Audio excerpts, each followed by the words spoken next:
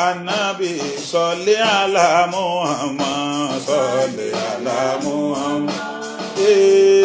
أيوب النبي صل على محمد اللهم يا ربي صل على محمد وسيد ساداتي نبي محمد أوا كل مجد للورى وجلالات وجاء بآياتي مع كل قلات فمن شاك فيه فهو إلف ضلالات أفلاك شاك بعد ألف دلالات تقدم ذكرى مدى دار يكرى صل على محمد صل على محمد olóríire Yorùbá Nábì صل على محمد اللهم يا ربي صل على محمد وسيد ساداتي نبي محمد وكم سيدي في منوط بسيد فأسبك بصديق تلو محمد وبسيد الفاروق أسبي بقدر صلاة وتسليم على قبر أحمد وقبر أبي بكر وقبر أبي pariwo sọlé aláàmọ́ àwọn sọlé aláàmọ́ olóríire Yorùbá Nábì sọlé aláàmọ́ lọ́mọdé lágbẹ́ Yorùbá Nábì sọlé aláàmọ́ níbẹ̀ yẹn Yorùbá Nábì sọlé aláàmọ́ ẹni fẹ́ ṣoríire Yorùbá Nábì sọlé aláàmọ́ ọlá ló bá ń tọrọ Yorùbá Nábì sọlé aláàmọ́ àgbéga ló bá ń fẹ́ Yorùbá Nábì sọlé aláàmọ́ òkìkí ló bá fẹ́ ní Yorùbá Nábì sọlé aláàmọ́ kàlíláyà ujà bilmaṣọ́bí wàsílà فلا تبكي عن خيفي متهولا فأكرم بي مغنى تاره مسيلا أكو عباد الله بالمجد والعلا نبي له على الجنان مبا يا صلي على محمد akẹ́yìndé gbẹ̀gbọ́n bàbá Fátímọ̀ ọ̀lẹ́ àlámọ́ bó ṣe mi ní wọ́n máa Yorùbá Nábì sọ̀lẹ́ àlámọ́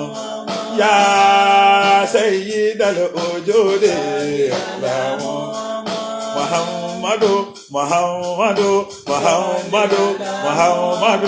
Muhammadu ya Rasulallah sọ̀lẹ́ àlámọ́ as-salatu summa salamu summa salam ala Muhammad khairul anam idha istaghathamuhum bi Musa idha istaghathamuhum bi Musa wajanna nabiyya Isa wajanna nabiyya Isa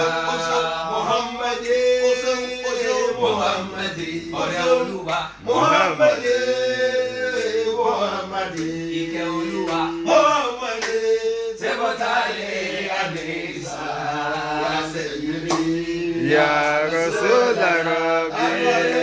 as-salatu summa salamu summa salam ala Muhammad khairul anam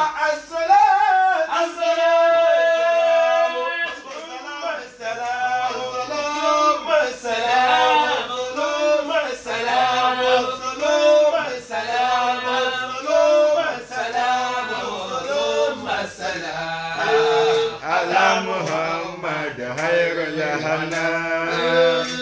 as-salatu summa salamu summa سلام على محمد خير الهنا تأجج أحمد الأعظم الجوالي وقمت في بدري ونادي يا سيدي يا رسول ربي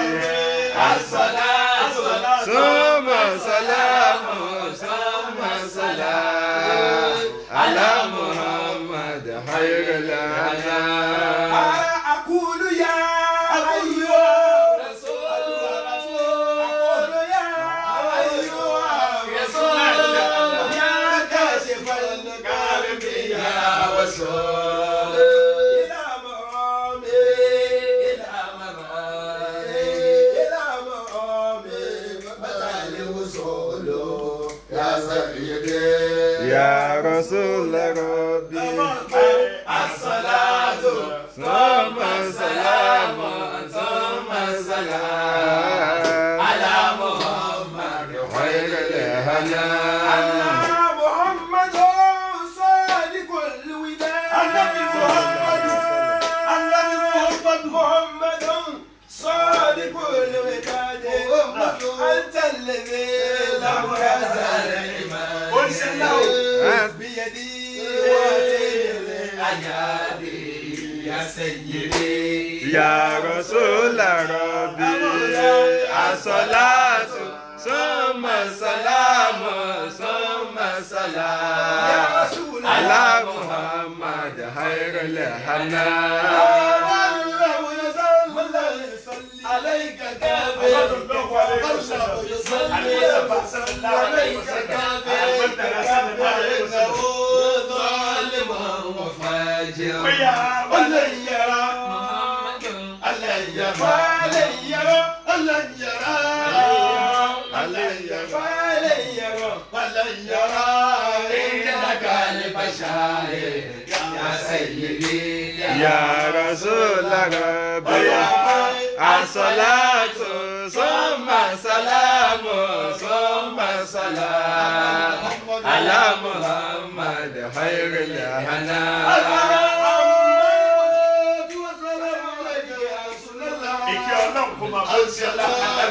ثم سلام ثم سلام على محمد خير الهنا الصلاة فهو السعيد أما المصلي فهو السعيد أما المصلي فهو السعيد يحمده رب العالمين يومه الحور واليمين يا سيدي يا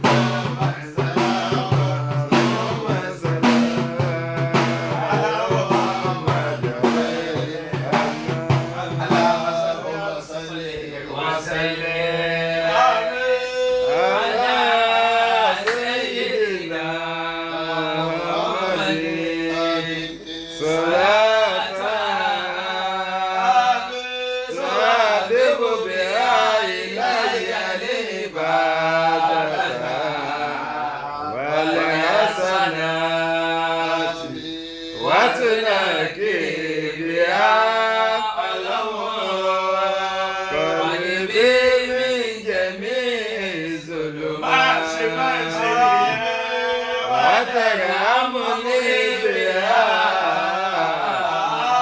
في الحياة وفي الممات يا رب العالمين. صلى الله عليه وسلم على سيدنا محمد صلاة تحبب بها إلي العبادة والحسنات وتنكي بها قلبي من جميع الظلمات وترحمني بها في الحياة وفي الممات يا رب العالمين. اللهم صل وسلم على سيدنا محمد صلاة تحبب بها إلي العبادة والحسنات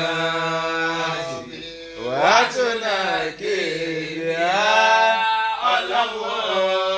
قلبي من جميع